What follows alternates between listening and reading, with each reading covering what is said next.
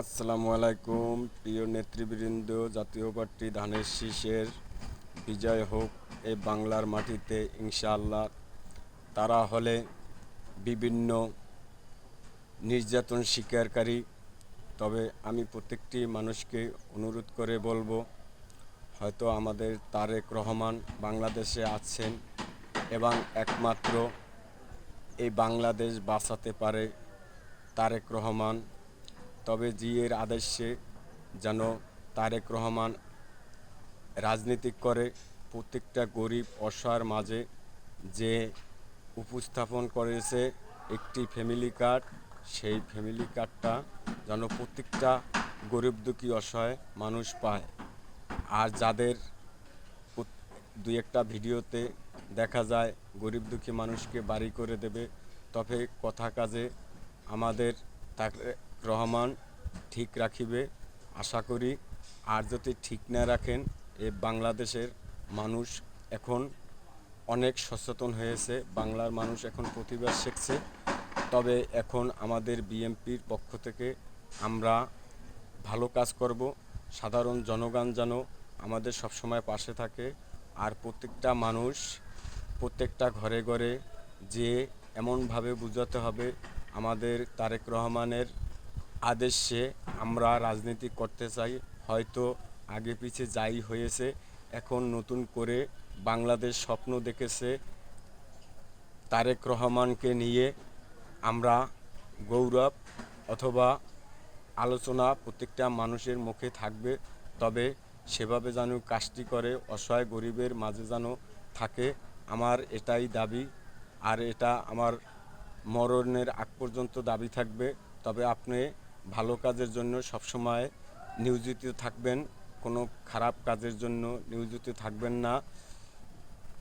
কারণ কি, আমরা একদিন চলে যাব এই দুনিয়া ছেড়ে, সেদিন পড়ে থাকবে আমাদের কথা, আমাদের আচরণ, আমাদের কাজ সফলতা যেন করতে পারি। প্রত্যেকটা নেতৃবৃন্দকে অনুরোধ করা হইবে বিএনপির পক্ষ থেকে। তবে আপনারা কোনো জনগণকে কষ্ট দিয়ে কথা বলবেন না, আর কোনো জনগণকে সাথে কোনো আচরণ খারাপ করবেন না, যেন তারা বলতে পারে যে না, হ্যাঁ অবশ্যই এ স্বৈরাচার সরকার লড়ানোর পর মানুষ অনেক সচেতন হয়েছে। অবশ্যই আমাদের তারেক রহমান বাংলাদেশে এসেছে 17 বছর পর, অনেক নির্যাতিত একজন মানুষ। তবে আমার অনুরোধ থাকবে সারা বাংলাদেশের মানুষকে, যে ধর্মেরই হোক না কেন, তবে তাকে একটু সহযোগিতা করবেন। সে যেন তার মনের ভাষণা এ বাংলার মাটিতে করে যেতে পারে। অথবা আমার আত্মবিশ্বাস সেভাবে, সে যেভাবে কথা বলে অবশ্যই মানুষের সাথে কথা বলে, গরিব অসহায় মানুষের সাথে কথা বলে।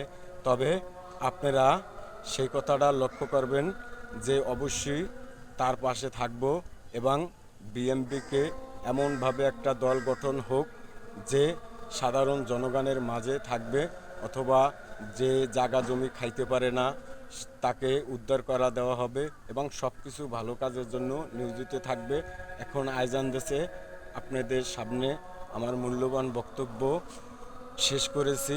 আল্লাহ হাফেজ। আমার বাড়ি বরিশাল, বাকরগঞ্জ থানা। তা আমি মতিঝিল 9 নম্বর ওয়ার্ডে অবশ্যই রাজনীতি করি আব্বাস ভাইয়ের। তবে খুব আমি ভালোবাসি তাকে, আমার জীবনটা দিয়েও। ইনশাআল্লাহ আমার জন্য দোয়া করবেন। আর আপনারা সবাই ভালো থাকবেন, কথাগুলো মনোযোগ দিয়ে শুনবেন অথবা ভিডিওটা ঠেলা দেবেন না। অবশ্যই আমি একজন খুব, হয়তো এখন আমি এভাবে পড়েছি, কিন্তু আসলে আমি খুব গরিব ঘরের সাধারণ ঘরের ছেলে। আপনারা আমার জন্য দোয়া করবেন। আমি বিএনপির পক্ষ থেকে একজন মানব অধিকার হতে চাই, যে এতিম অসহায়ের মাঝে পাশে থাকব ইনশাআল্লাহ। এই জন্য আমি বহুত ভিডিও করি। তবে এইয়া সফলতা পাওয়ার জন্যই আমার জন্য দোয়া করবেন সবাই। ভালো থাকবেন, সুস্থ থাকবেন। আসসালামু আলাইকুম, শুভ সন্ধ্যা।